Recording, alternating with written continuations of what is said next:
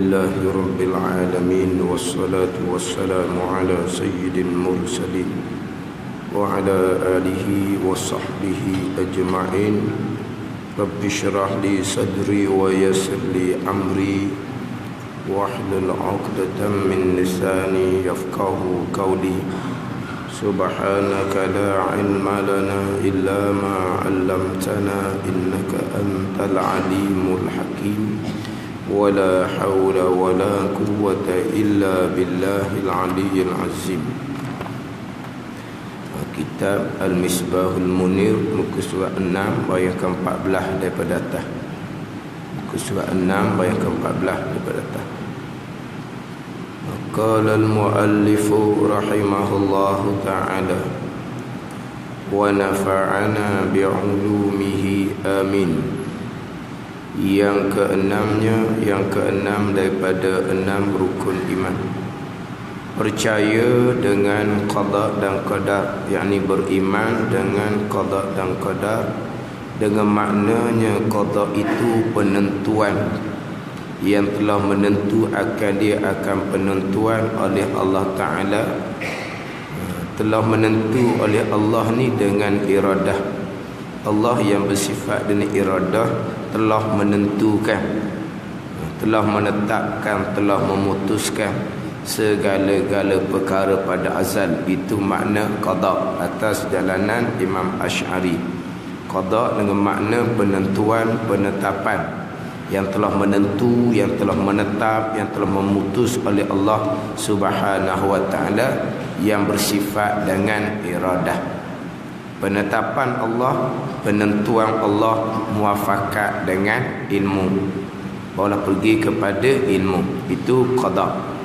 Dan makna qadar itu takdir Allah. Qadar dengan makna takdir Allah, maksudnya maksud takdir Allah, sakatan Allah Ta'ala ni, perbuatan yang telah perbuat akan perbuatan oleh Allah dengan kudrahnya, dengan sifat kudrah. Itu qadar. Qadar dengan makna perbuatan Allah Subhanahu wa ta'ala yang bersifat dengan kudrah. Qada dengan makna ketentuan Allah Subhanahu wa ta'ala yang bersifat dengan iradah. Qadar perbuatan Allah Subhanahu wa ta'ala yang bersifat dengan kudrah. Itu qada dan qadar. Maka percaya dengan qada dan qadar itu, beriman dengan qada dan qadar itu. Mana apa percaya beriman ni? Maknanya mengaku putuh di dalam hati seseorang dengan tentu sungguh akan bahawa segala perkara yang berlaku, daripada baik dan jahat, semuanya dengan kehendak Allah Ta'ala, dan dengan menjadi ia Allah akan segala perkara yang berlaku. Itu makna beriman. Percaya dengan makna mengaku putuh dalam hati, berpegang kejap dalam hati bahawa segala perkara yang berlaku, segala perkara yang berlaku, sekalian perkara yang berlaku, daripada baik dan jahat, semuanya, semua perkara yang berlaku tu, sekalian perkara yang berlaku, semuanya dengan kehendak Allah Subhanahu wa ta'ala, dengan qada Allah Subhanahu wa ta'ala yang bersifat dengan iradah, dan dengan mana semua perkara yang berlaku tu dengan menjadi ia Allah akan segala perkara. Ini makna beriman dengan qada dan qadar, dengan bahawa kita mengaku putuh di hati segala-gala perkara yang berlaku, kesemuanya datang daripada ketentuan Allah yang bersifat dengan iradah, dan perbuatan Allah yang bersifat dengan kudrah. Semua perkara, sekalian perkara, sama ada yang berlaku di bumi, yang berlaku di langit, yang berlaku di dunia, yang berlaku di akhirat, tidak terkecuali walaupun sebesar zarah, kesemuanya qada dan qada Allah Subhanahu wa ta'ala. Ini rukun iman yang ke-6. Sekalian perkara, tidak terkecuali, walaupun sebesar habuk sekalipun, walaupun sebesar kuman sekalipun, tidak terkecuali yang berlaku kesemuanya datang daripada qada dan qada Allah Subhanahu wa taala. Sekarang ni berlaku semua perkara Allah yang lakukan. Sekarang berlaku sekarang ni. Ini adalah qadar kudrah Allah Subhanahu wa taala yang berlaku sekarang ni. Tak sudah fikirlah. Sebab apa? Kesemua. Tak sudah fikirlah. Sebab tidak ada pembahagian. Kesemua yang berlaku sekarang ni. Hak masing-masing. So kira lah apa semua yang berlaku. Nak cerita macam mana? Semua yang berlaku sekarang. Apa yang sedang berlaku sekarang tidak tercerita dah. Sebab apa? Yang berlaku sekarang. Hidup kita setiap saat, nampak kita setiap masa, dengar kita setiap masa, bergerak kita, diam kita setiap masa, berfungsi tiap-tiap organ dalam badan kita setiap masa. Allah yang buat. Allah yang buat segala-gala perkara. Kemudian Allah buat sekarang. Allah buat gitu je. Buat rambang gitu je. Buat dengan lupa. Buat dengan ikut dam. Buat gitu je. Allah buat muafakat, berbetulan, selaras dengan apa yang Allah Ta'ala tentukan pada azal. Jadi sekarang yang berlaku di kita ni perbuatan Allah. Maka nyatalah bagi kitanya ketentuan Allah pada azal yang gaib. Ketentuan Allah pada azal, malaikah pun tak tahu, hanya Allah yang mengetahui. Tapi apabila Tuhan melakukan sekarang, Tuhan nyatakan sekarang, Tuhan ibraskan sekarang dengan kudrah, Tuhan buat setiap saat sekarang ni, nyatalah kepada kitanya ketentuan Allah pada azal. Contohnya lah, buat misal hak kasar ni. Misal hak kasar. Nak misal tak boleh sebab semua perkara. Kita misal hak kasar. Masa ni kita duduk dalam masjid ni. Kita duduk dalam masjid ni, perbuatan Allah Subhanahu wa taala nyatalah begitunya ketentuan Allah pada azal. Allah telah menetapkan, Allah Taala telah memutuskan malam ni kita di sini. Sebelum ni kita tak tahu lagi. Tadi kita tak tahu lagi. Memanglah rancangan kita malam hari masjid ni, itu rancangan kita. Terkadang rancangan kita tu jadi, kadang-kadang mungkin yang ada masalah lain. Ketentuan azali kita tak tahu. Malam ni kita duduk mana? Sekarang ni malam ni kita duduk sini. Nyata bagi kita ketentuan Allah pada azal. Masa ni Tuhan takdirkan, Tuhan qadakan, Tuhan letakkan kita ada masjid ni. Itu buat misal hak besar. Patut lain tak ada misal dah. Segala-gala perkara yang sedang berlaku sekarang, Allah yang buat, Allah yang lakukan, Allah yang jadikan. Itu qadar. Apa yang Allah Ta'ala lakukan, apa yang Ta'ala jadikan, selaras muafakat dengan ketentuan Allah pada azal. Muafakat dalam kitab. Tadi saya ada sebut dalam kelas muafakat dengan iradah. Sebut muafakat ni kemudian tu ada habis kelas. Ustaz, muafakat tak apa faham oleh ustaz. Dia kata orang sebelah dia royak ke dia apa makna muafakat. Kita muafakat ni kerjasama tau. Muafakat. Sekarang ni yang Tuhan buat sekarang qadar kudrah. Hak Tuhan buat sekarang ni muafakat dengan iradat. Muafakat dengan iradat tu saya tak cerita muafakat tu. Sebab ki muafakat tu faham dah. Kena-kena ada orang tak faham muafakat ni dah. Muafakat ni kerjasama ke apa? Kalau bahasa kita. Muafakat di sini maknanya selarah.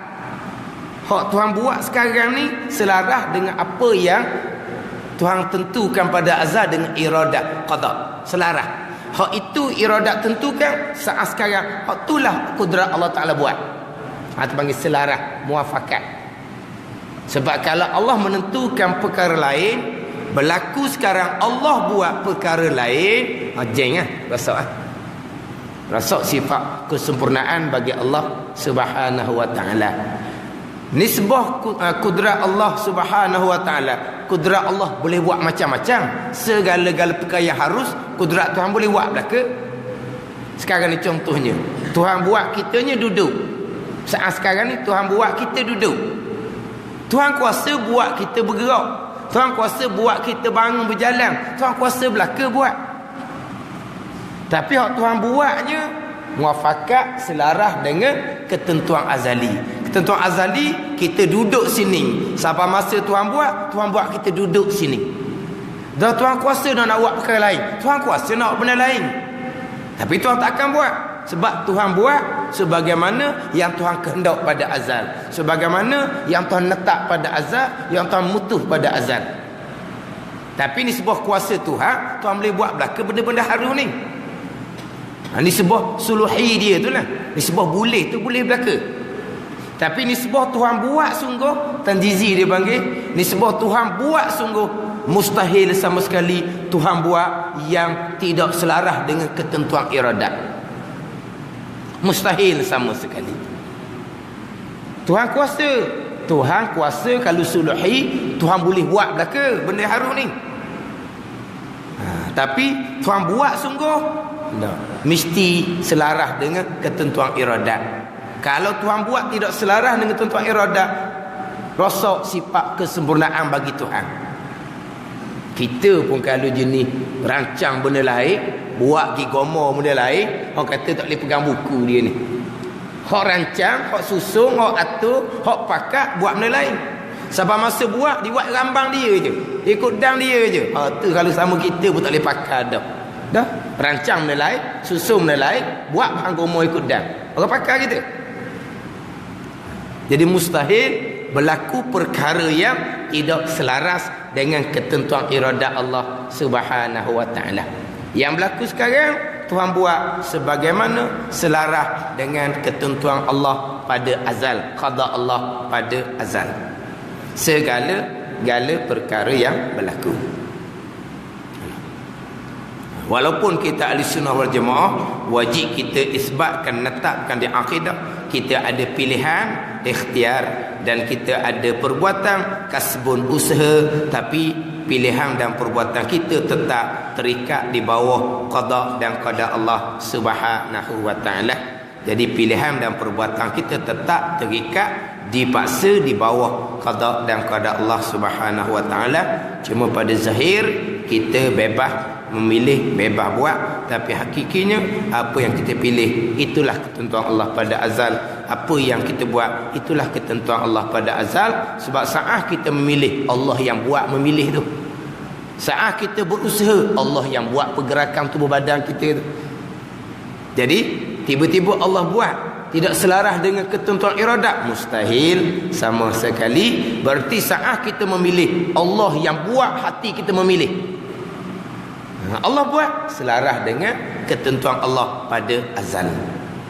Walaupun kita berpegang ada pilihan dan perbuatan, pilihan dan perbuatan kita tetap terikat di bawah qada dan qada Allah Subhanahu wa taala. Pilihan dan perbuatan kita tetap perbuatan Allah Subhanahu wa taala. Jadi perbuatan Allah yang berlaku selaras dengan ketentuan Allah pada azal.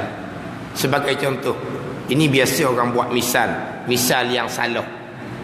Dia buat misalnya sampai sifat 4. Saya biasa guna misal ni sebab misal ni ada dalam rakaman-rakaman pengajaran agama yang salah. Buat misalnya sampai sifat 4. Kita pun memilih ke kanan. Tapi kita memilih ke kanan tu bukan pilih situ. Turun tangga rumah kita pilih dah. Nak pergi mana, jalan mana. Ke mana? Ke siapa sifat, siapa satu sifat mikir. Siapa satu sifat mikir. Kita pilih daripada turun rumah lagi dah. Kita memilih nak ke mana dan kita memilih jalan mana yang akan kita pergi. Siapa di simpang 4, kita ke kanan. Maka perbuatan kita ke kanan tu adalah perbuatan Allah Subhanahu wa taala selaras dengan ketentuan Allah pada azal. Manapa nyata kepada kita Allah menetapkan bahawa kita ke kanan. Gitu je. Nak buat gambaran. Gustang balik tidak berlaku dalam kehidupan. Tak tahu ke berlaku undur balik dalam kehidupan. Kalau berlaku undur balik dalam kehidupan, kita nak undur, nak balik zaman budak-budak. Tak tahu. Undur balik tak berlaku dalam kehidupan. Kita nak buat masalah, undur balik. Tapi nyata dah yang Allah Ta'ala lakukan adalah ke kanan. Itulah ketentuan Allah pada azal. Undur balik boleh tak kita pilih ke kiri? Mustahil sama sekali. Sebab Allah tidak akan buat perkara yang Allah tidak tentukan. Mustahil sama sekali. Bukan masalah bapa tak boleh pulah ke kirinya. Steering bukan mati. Bukan steering jadi patah kalau ke kiri. Steering memang hidup, tak patah kalau ke kiri. Tapi nyata ketentuan Allah pada azalnya ke kanan. Maka Allah pasti buat ke kanan. Mustahil Allah buat perkara yang tidak ditentukan oleh Allah pada azal. Makna apa? Mustahil akan berlaku ke kiri. Kalau berlaku ke kiri, mana Allah buat tidak selaras dengan ketentuan Allah pada azal, iaitu ke kanan. Sebab apa? Sebab yang kita nampak kita buat tu pada zahir. Yang kita buat tu perbuatan Allah Subhanahu wa taala, maka perbuatan Allah selaras dengan apa yang Allah Taala tentukan pada azal. Ini sebagai contoh. Kita pilih pakaian ke? Kita pilih kita memilih kan mana pakaian kita nak pakai. Pernah sekali ni orang puang lah biasa memilih. Orang lelaki tak ada pilih-pilih pun. Hak tu dia pakainya. Nah, kalau lelaki ada gak milih. Hari ni nak pakai baju ni, esok nak pakai baju ni, pergi satu jamuan pakai baju ni, lepas tu pergi jamuan lain yang pakai baju hak tulis. Orang perasan kita pakai baju sama. Orang lelaki ada gak gitu? Ada orang lelaki dah dia pakai sarung je, pakai masuk gitu je dah. Kau lelaki mikir kau. Rupan dah. Ni pakai dah baju ni, sipang dulu. Kalau pakai pula sekali lagi, tak ada baju dia ni pakai hak tulis dah. Dia pun pilih. Dia pun pilih satu pakaian. Lepas pilih dia pun pakai pakaian tu. Lepas tu dia kata dak matching apa panggil? Matching. Matching. Adalah dia tak matching ke apa tak tahulah. Tak matching dengan tudung ke, tak matching dengan selipar ke tau. Tak matching dengan warna kereta ke. Dia kereta banyak buah kan, ada warna masing-masing. Tak matching dengan warna kereta, dengan baju dia pakai, dah tahulah. Dia pun pilih satu pakaian. Tiba-tiba tak kena. Dia pun buang semula, pilih pakaian lain. Ada orang tanya, adakah pilihan yang pertama tu tidak selari dengan ketentuan Allah pada azal? Sebab dia kena memilih pakaian yang kedua. Adakah pakaian yang kedua tu ketentuan Allah pada azal? Adakah pakaian pertama tu dia pergi pilih, salah pilih, tak kena dengan ketentuan Allah pada azal? Sebab tu tak matching tu. Dia kena pilih pakaian yang kedua. Sebab apa? Pilihan yang pertama tu tidak tepat dengan, tidak selaras dengan ketentuan Allah pada azal. Hak mana hak selaras ketentuan Allah pada azal? Hak pilihan yang kedua tu, hak jadi sungguh lah tu. Hak pilihan kedua tu jadi sungguh lah. Jadi hak tu lah ketentuan Allah pada azal. Tapi pilihan yang pertama, oleh kerana tidak selari dengan ketentuan Allah pada azal, sebab tu jadi tukar balik. Tak kena tukar balik. Ada orang tanya gitu.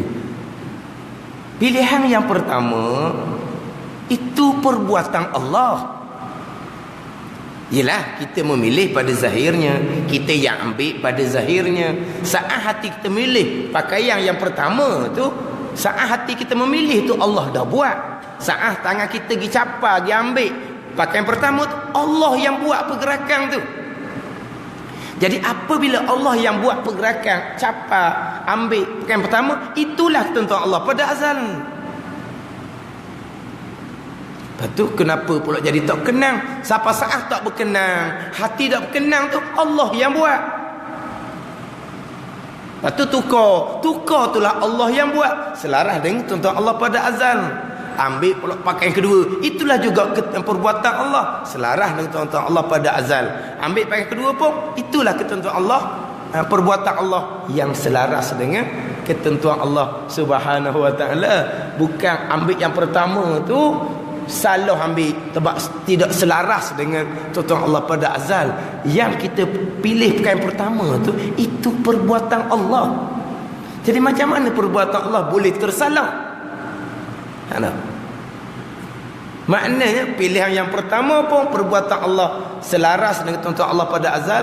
Pilihan yang kedua pun ketentuan Allah, perbuatan Allah yang selaras dengan ketentuan Allah pada azal. Saat hati kita tak kenang balik tu pun, itulah perbuatan Allah, dan perbuatan Allah tadi selaras dengan ketentuan Allah pada azal.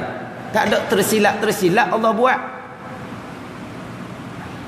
Jadi pilihan pertama pun qada dan qada Allah. Hati jadi tak kenang pun qada dan qada Allah. Ambil pilihan yang kedua pun qada dan qada Allah Subhanahu wa taala, tidak terkecuali walaupun sebesar zarah yang berlaku, melainkan qada dan qada Allah Subhanahu wa taala. Ada orang tanya seumpama tu, segala-gala perkara qada dan qada Allah, sama ada perkara yang baik ataupun perkara yang jahat.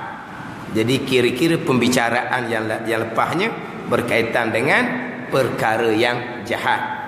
Perkara yang jahat ni kufur dan maksiat. Kufur dan maksiat yang berlaku adalah datang daripada qada dan qada Allah Subhanahu wa taala. Ini akidah Ahlussunnah wal Jamaah. Adapun akidah Mu'tazilah, mereka berpegang Allah hanya mengqadakan perkara yang baik, Allah hanya menentukan, menetapkan, memutuskan perkara yang baik. Adapun perkara yang jahat, sama ada kufur ataupun maksiat, Allah tidak menentukan, Allah tidak menetapkan, Allah tidak memutuskan. Allah hanya mengetahui seseorang akan memilih dan melakukan perbuatan yang jahat. Itu akidah Mu'tazilah yang bercanggah dengan rukun iman yang keenam, wa tu'mina bil qadari khairihi wa syarrihi. Nabi kata, dan engkau beriman dengan ketentuan dan perbuatan Allah, sama ada ketentuan dan perbuatan yang baik, sama ada ketentuan dan perbuatan yang jahat, kesemuanya datang daripada Allah Subhanahu wa taala. Akidah Mu'tazilah seumpama ni khilaf ulama, sama ada kafir ataupun pandangan muktamad mengatakan akidah yang fasik, akidah yang mubtadi'. Akidah yang fasik, akidah yang berdosa besar, akidah yang mubtadi', akidah yang direka-reka, yang diada-adakan, yang tidak ada pada masa Nabi sallallahu alaihi wasallam, dipanggil akidah yang bid'ah. Bid'ah akidah ni bid'ah yang dalalah. Bid'ah dalalah ni lah bid'ah ahli neraka. Bid'ah akidah. Kalau nak bahas bab syariat, bab wirid lepas solat ramai-ramai, doa lepas solat ramai-ramai, kemudian ada talqin, tahlil, kunut, kagi pula masuk bulan Rabiul Awal, sambut maulud, tu benda kecil je. Nak bahas bab bid'ah, bid'ah yang dalalah, bid'ah yang sesat, neraka tempatnya, bid'ah akidah. Contoh tadilah, bid'ah ni pada satu pandangan kafir, kekal neraka selama-lamanya. Tapi pandangan muktamad itu akidah yang fasik dan sebesar, pegangan yang bid'ah, pegangan yang sesat, walaupun tak dihukumkan kafir sekalipun. Akidah yang dosa besar seumpama ni, dosanya lebih besar daripada dosa syariat, tinggal semayang dosa besar, tapi besar dosa akidah lagi, tinggal puasa, berjudi, berzina, minarok, lebih besar dosa akidah ni lagi daripada dosa syariat zahir. Kemudian dosa akidah ni malaikat catat setiap masa, setiap saat, selama mana tidak bertaubat dan mengekali akidah yang salah ni. Orang yang berjudi, Tuhan catat dosa saat dia berjudi. Takkan berjudi 24 jam. Dia berhenti berjudi, setakat itulah dosanya. Dosa tu tidak akan terampung selagi tidak bertaubat. Orang minarok pun tak akan minarok 24 jam. Orang berzina pun tak akan berzina 24 jam. Tuhan catatlah dosa selama mana dia melakukan dosa besar tu. Tapi dosa besar akidah, selama mana berpegang dengan akidah, perkara jahat Allah tidak menentukan, Allah tidak menetapkan, Allah hanya mengetahui. Dosa besar ni malaikat akan catat setiap masa. Dalam keadaan malaikat catat dosa besar, yang lebih besar daripada dosa besar tinggal solat, yang lebih besar daripada dosa besar tinggal puasa, yang lebih besar daripada dosa besar berjudi, berzina, minarok, dia pun buat ibadat, semayang fardunya, puasa fardunya, tapi dalam saat yang sama malaikat catat dosa besar kerana pegangan salah. Maka pahala solatnya tidak ada, pahala puasanya tidak ada, walaupun berada di bulan Ramadan sekalipun. Pergi Mekah mengerjakan haji, pahala haji pun tidak ada, walaupun di Mekah gandaan pahala sekalipun, sebab setiap saat malaikat catat sebesar-besar dosa akidah yang terpesong, tak ada pahala. Memang pahala solat yang wajib, pahala puasa yang wajib, pahala haji yang wajib tidak ada. Lepas tu tuan sudut tanyalah pahala amal-amal ibadat sunat, tuan sudut tanyalah tu. Waktu lagi lah tak ada tu. Jikalau berpegang dengan akidah yang dosa besar, yang tidak dihukumkan kafir pada pandangan muktamad. Tapi kalau akidah yang terpesong, yang ijma' ulama mengatakan kafir, sembahyang, puasa, haji tidak sah, wajib diqadakkan kembali. Kalau pegangan yang terpesong, yang dosa besar, yang bid'ah tadi, perkara jahat, Allah tidak menentukan, Allah tidak menetapkan, Allah hanya mengetahui. Walaupun semayang, puasa, hajinya sah, sebab dia tidak dihukumkan kafir, tapi pahalanya tidak ada. Ini persoalan bab akidah. Ilmu yang pertama-tama yang kita kena kemah molek, kena mati molek. Kata ngaji dalam bab ni, apabila tidak ada ilmu akidah, maka pakai akal. Bila pakai logik akal, takkan Allah nak tentukan, takkan Allah nak netapkan perkara yang jahat, kufur, maksiat yang Allah sendiri tidak reda, yang Allah sendiri suruh kita marah, yang Allah sendiri suruh kita cegah. Tiba-tiba perkara yang Allah tidak reda, perkara yang Allah suruh kita cegah, yang Allah suruh kita marah, perkara itu Allah sendiri yang tentukan. Tak logik akal. Akal ini pun berpegang, ikut menasabah akal dengan pegangan yang terpesong tadi.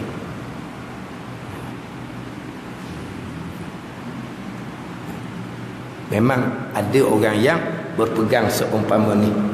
Selama ni saya memang hak jahat, memang saya pegang, Allah tidak menentukan, tak menasabah, dia kata. Ini semua orang-orang yang ni bukan orang-orang tak semayang bang ni, orang-orang semayang bang belakang. Ini apa ke? Salah dalam bab pegangan yang nyata-nyata di rukun iman yang keenam, baik jahat datang daripada qada dan qadar Allah, nyata-nyata, terang-terang. Khairihi wa syarihi, baik jahat, qada dan qadar Allah Subhanahu wa taala. Itu pegangan.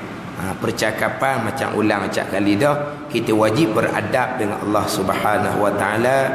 Jangan sesekali kita menyandarkan perbuatan salah kita, perbuatan tak betul kita kepada qada dan qadar Allah. Kita wajib beradab dengan bahawa perkara yang baik daripada Allah, perkara yang salah datang daripada kelemahan, kejahatan diri kita sendiri. Itu adab percakapan. Kalau kita menyandarkan perbuatan salah, perbuatan jahat kita kepada qada dan qadar Allah, memang pegangan kita seumpama tu. Tiba-tiba pegangan tadi kita pergi cakap kat luar, perkara jahat ni pun qada dan qadar Allah, hukumnya haram, dosa besar. Jangan sesekali kita menyandarkan perbuatan yang salah kepada qada dan qadar Allah, nisbah percakapan. Yang mana kadang-kadang cakap tu tak sedar. Nawak guana kita ni lemah, berlaku juga benda salah ni, mari dia Tuhan belaka. Dia lah berlaku benda salah. Kita ni manusia biasa kan. Kadang-kadang okey sikit, kadang-kadang hanyung, kadang-kadang okey sikit je. Tapi kadang-kadang hanyung. Masa hanyung tu lah nak warna kita ni lemah, iman kita lemah. Hak berlaku tu semua Tuhan letak belaka dah. Apa dia Tuhan letak berlaku lah, kita ni buat salah, hukumnya haram, dosa besar. Ada. Kita duk sandar kesalahan kita kepada qada dan qadar Allah Subhanahu wa taala. Ialah kadang-kadang kita ni sedar kesalahan. Kita memang sedar kesalahan kita. Kita letak kesalahan tu semata-mata kita ni lemah, iman kita lemah. Jadi gitulah kita ni. Gitulah kena letaknya. Jangan kita tambah pula.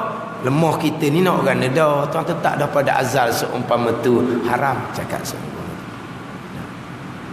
Itu hak bab kita, kesalahan kita dalam bab hukum hakam. Sama juga kesalahan kita dalam cuai kita dalam menjalankan tugas, menjalankan kerja. Cuai kita, kesalahan tu mari daripada kelemahan diri kita.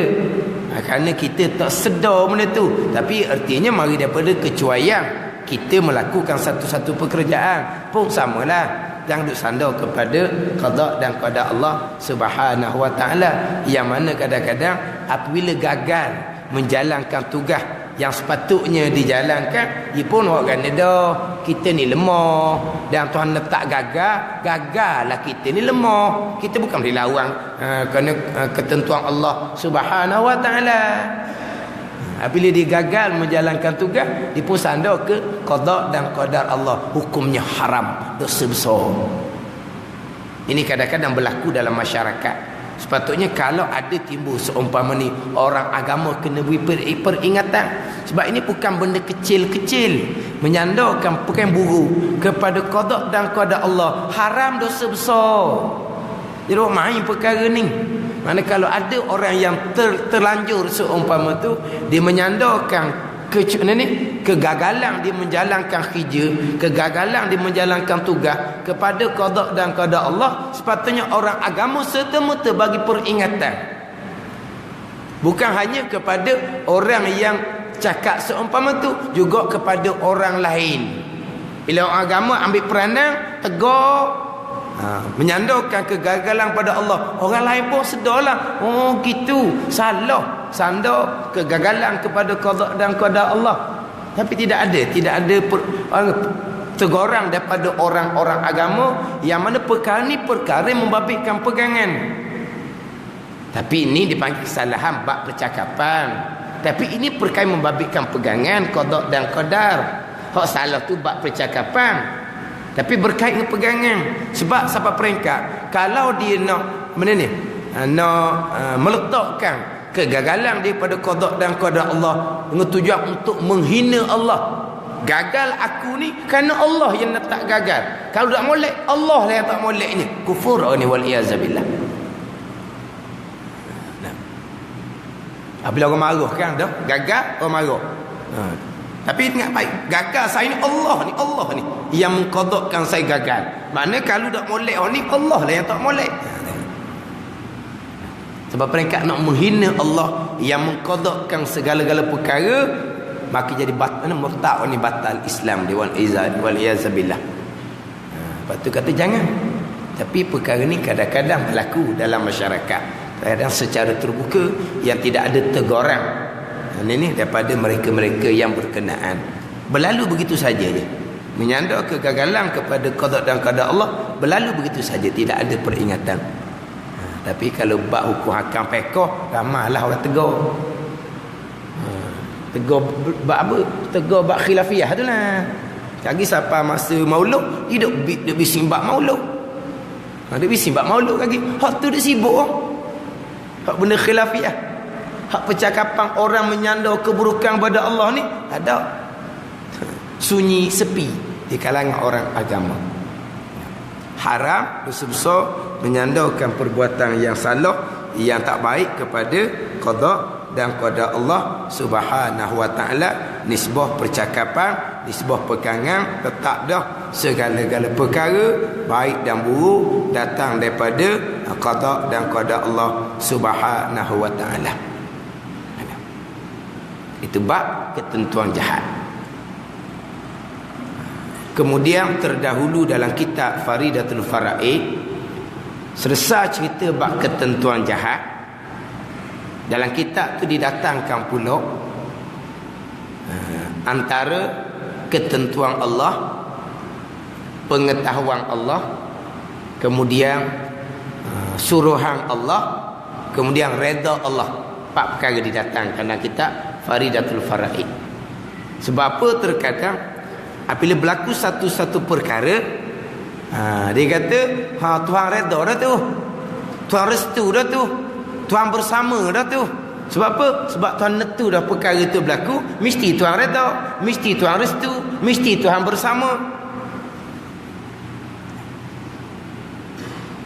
Allah menentukan, Allah menetapkan dengan iradat, bukan dengan redha. Allah menentukan, Allah menetapkan dengan iradah, bukan dengan redha. Tapi kalau Allah dah menentukan, Allah dah menetapkan dengan iradah, pasti Allah redha. Oh ni tak faham. Tak faham bab asas pegangan. Sebab iradah Allah menentu baik dan jahat. Iradah Allah, kita sebut bab iradah ni, sebut bab sifat. Tapi yang menentukan bukan iradah, yang menentukan adalah Allah Subhanahu wa taala yang bersifat dengan iradah.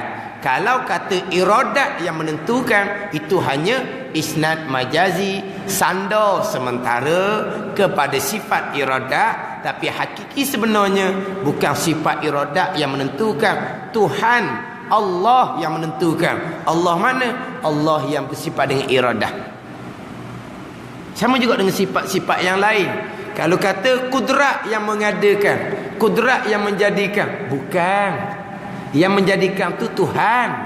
Allah yang menjadikan. Allah mana? Allah yang bersifat dengan kudrah. Tapi kita nak pendek cakap, iradat menentukan, kudrat yang mengadakan. Itu dipanggil apa? Isnad majazi. Sandar kepada sifat, tapi hakiki pegangan kitanya bukan sifat yang menentukan, bukan sifat kudrat yang mengadakan. Tuhan Allah yang menentukan, Allah yang mengadakan. Allah mana? Allah yang bersifat dengan iradah, Allah yang bersifat dengan kudrah. Bahkan kalau berpegang sifat tu sendiri yang menentu, sifat tu sendiri yang mengada, itu pegangan yang kufur. Pegangan kitanya bukan sifat, Allah yang menentukan, Allah yang mengadakan. Sandar pada sifat dipanggil isnad majazi. Sandaran sementara kepada sifat, nak pendek cerita. Iradat yang menentukan, kudrat yang buat, itu nak pendek cerita.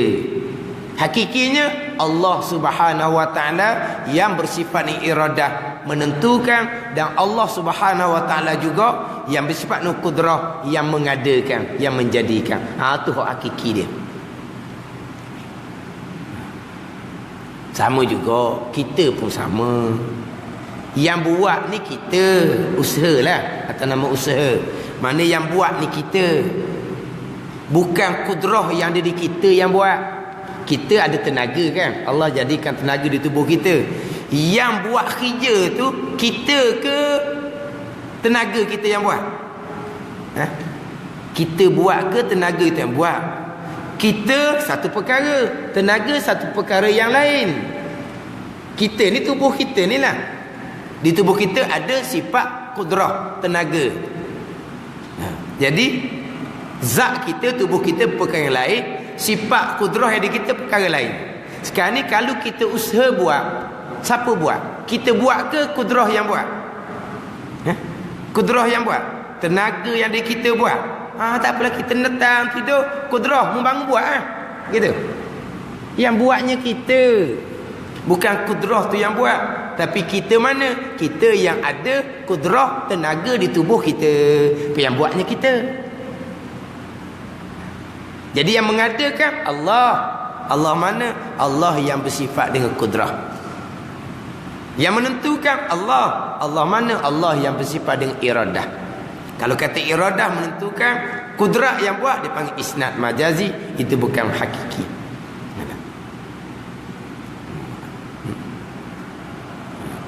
Jadi kita iradat yang menentukan segala-gala perkara. Baik, iradat yang menentukan. Jahat, iradat yang menentukan.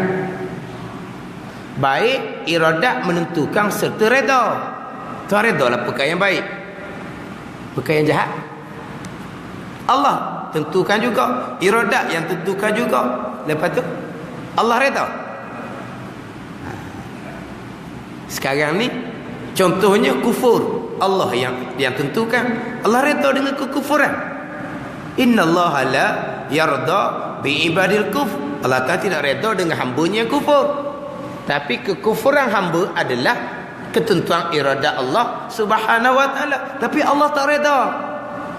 Kalau Allah tak redha, kenapa Allah tentukan? Yang soal kerjaan Allah Subhanahu wa taala.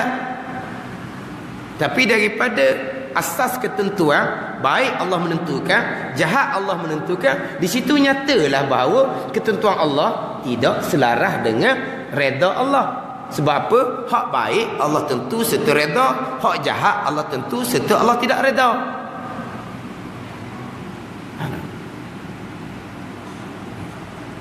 Lepas tu dalam kitab Faridatul Fara'i itu, ketentuan Allah, redha Allah tidak berlaziman. Tidak berlaziman mana apa? Ada yang telah menentukan serta reda, ada yang telah menentukan serta Allah tidak reda. Ada perkara yang Allah reda tapi Allah tidak menentukan.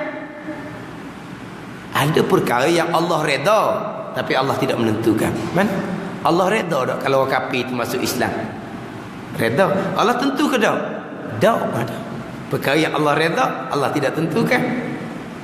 Dan ada yang Allah telah tentukan, Allah tidak reda. Mana? Kafir seseorang, Allah yang tentukan tapi Allah tak reda. Berarti ketentuan Allah, reda Allah tidak berlaziman. Tapi antara ketentuan Allah dengan tahu Allah berlaziman. Apa yang Tuhan tentukan Tuhan tahu, apa yang Tuhan tahu Tuhan tentukan, itu berlaziman. Apa yang Tuhan reda Tuhan suruh, apa yang Tuhan suruh Tuhan reda, itu berlaziman. Dia pecah 4 perkara. Tapi poinnya kita nak ambil di ketentuan Allah serta reda Allah, tidak berlaziman. Segala-gala perkara yang berlaku di kita ni ketentuan Allah Subhanahu wa taala. Allah reda tak dengan kita? Reda bab lain. Tapi apa yang Tuhan tentukan kepada kita semuanya datang daripada ketentuan Allah Subhanahu wa taala. Kita berjaya kehidupan ketentuan Allah. Nah, kita sehat ketentuan Allah. Kita kaya ketentuan Allah. Allah reda ke kita? Reda tidak berlaziman ketentuan. Ada yang Allah telah tentukan kita berjaya serta Allah reda ke kita. Sebab apa? Sebab Allah tentukan di masa yang sama kehidupan kita, kehidupan atas jalan agama. Allah tentukan kita sehat, Allah tentukan kita kaya, serta Allah tentukan kita hidup atas jalan agama. Maknanya Allah tentukan kita sehat serta kaya, serta Allah reda. Tapi nak tahu dah Allah reda tak reda bukan di ketentuan Allah. Allah tentukan kita berjaya, Allah reda kita. Tengok dulu kehidupan kita jalan ke mana. Allah tentukan kita sehat, Tuhan reda. Tengok dulu jalan kita betul tak betul. Kalau Tuhan tak reda, buat apa Tuhan buat kita berjaya? Buat apa Tuhan buat kita sehat? Buat apa Tuhan menentukan kita kaya? Itu semua datang dari ketentuan Allah, bukan datang dari reda Allah. Tengok orang kafir, berjaya mereka, sehat mereka, kaya mereka, itu semua ketentuan Allah. Allah reda, reda bab lain. Kemudian pula orang Islam kadang-kadang gagal, orang Islamnya sakit, orang Islamnya susah, kena macam-macam ujian daripada Allah. Semua tu datang daripada Allah. Mana Allah tak reda kepada orang Islam? Reda bab lain. Kalau jalan dia betul, Tuhan reda. Kalau Tuhan reda, kenapa Tuhan uji macam-macam kepada orang Islam? Itu ujian untuk mengangkat darjat. Tapi kesemua tu memang datang daripada ketentuan Allah, kesusahan mereka. Jadi reda tak reda bukan berkait dengan ketentuan, berkait dengan sama ada jalan kehidupan kita tu Allah takdirkan kita ikut jalan sebenar ataupun jalan tak sebenar. Kalau Allah takdirkan kehidupan kita jalan sebenar, walaupun Allah tak bagi kejayaan di dunia, Allah tak bagi kesihatan, Allah tak bagi kekayaan sekalipun, Allah tetap reda. Sebab Allah susung kitanya jalan kebaikan, jalan yang sebenar. Tapi kalau Allah susung kita jalan yang tak sebenar, jalan yang derhaka pada Allah, Allah beri juga. Beri kejayaan, beri kesihatan, beri kekayaan. Lepas Allah Ta'ala beri dengan iradah dalam keadaan istidraj dia panggil. Bukan dengan reda Allah Subhanahu wa Ta'ala. Istidraj. Tuhan beri sampai peringkat kita pun lupa. Tuhan pun tarik ketu mati neraka. Dia panggil apa? Istidraj.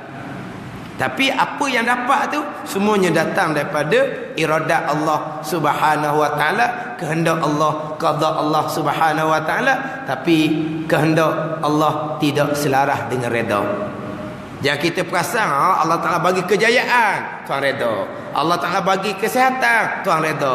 Allah Ta'ala bagi kekayaan, Tuhan reda. Ada kehendak Tuhan dengan reda Tuhan tidak berlaziman. Terkadang Tuhan beri kurniaan tadi serta reda, terkadang Tuhan beri kurniaan serta Tuhan tidak reda. Tuhan beri hanya atas istidraj. Itu dah sebagai dalam ayat falamma nasu ma zukiru fatahna alaihim abwaba kulli syai'in hatta iza farihu bima utu khiznahum baghtah fa izahum mublisun. Apabila lupa akan apa yang diperingatkan oleh Allah Subhanahu wa taala, dilupa kepada peringatan Allah Subhanahu wa taala, dipilih jalan yang terpesong, buka oleh kami, Tuhan kata, akan pintu segala kemewahan, kesenangan atas dunia. Tuhan macam-macam. Dia lupa akan peringatan Allah, dilupa akan agama. Tuhan buka kepada mereka ni bagai-bagai pintu kemewahan, kesenangan kepada mereka, hatta iza farihu bima utu, sehingga mereka, apabila mereka suka, gembira dengan perkara yang Allah Taala kurniakan, sampai masa khiznahum baghtah.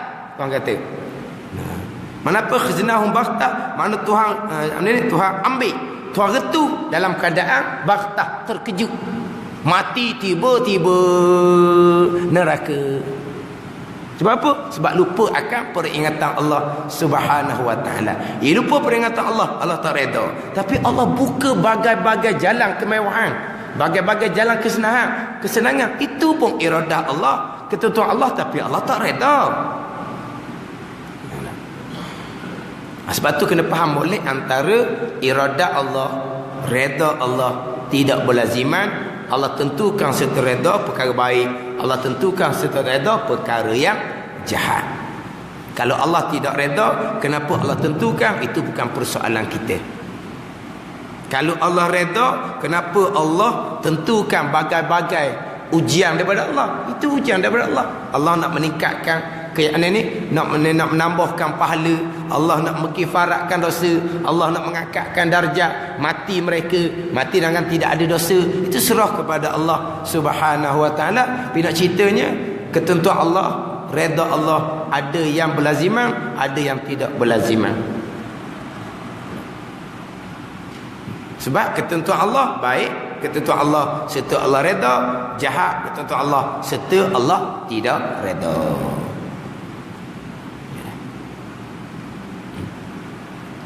Dan insya-Allah minggu depan kita sambung baliklah bab ketentuan Allah dan redha Allah Subhanahu wa taala. Sebab dalam kitab Al-Misbahul Munir kita ni tidak ada pembicaraan sebagaimana dalam kitab Faridatul Faraid. Faridatul Faraid dia bagi khusus 4. Ketentuan Allah, redha Allah, ketentuan Allah, pengetahuan Allah, redha Allah, suruh Allah. Dia bagi contoh bagai-bagai. Dia bagi contohnya beriman Sayyidina Abu Bakar. Ketentuan Allah, pengetahuan Allah, dan Allah pun suruh, Allah pun redha. Kafirnya Abu Jahal juga misal. Kafir Abu Jahal, ketentuan Allah, dan Allah mengetahui Abu Jahal tu kafir, tapi Allah tak suruh dia kafir, dan Allah tak redha dia kafir. Dia misal gitu. Dia misal, contohnya misal pula dia kata kufur Sayyidina Abu Bakar radhiyallahu Allah tidak menentukan, dan Allah tidak redha, dan Allah tidak suruh. Dia bagai-bagai misal. Lepas tu nak misal pula beriman Abu Jahal. Beriman Abu Jahal, Allah memang suruh beriman, dan memang Allah redha kalau Abu Jahal beriman, tapi Allah menentu ke tidak? Allah tidak menentukan. Dia bagi macam-macam.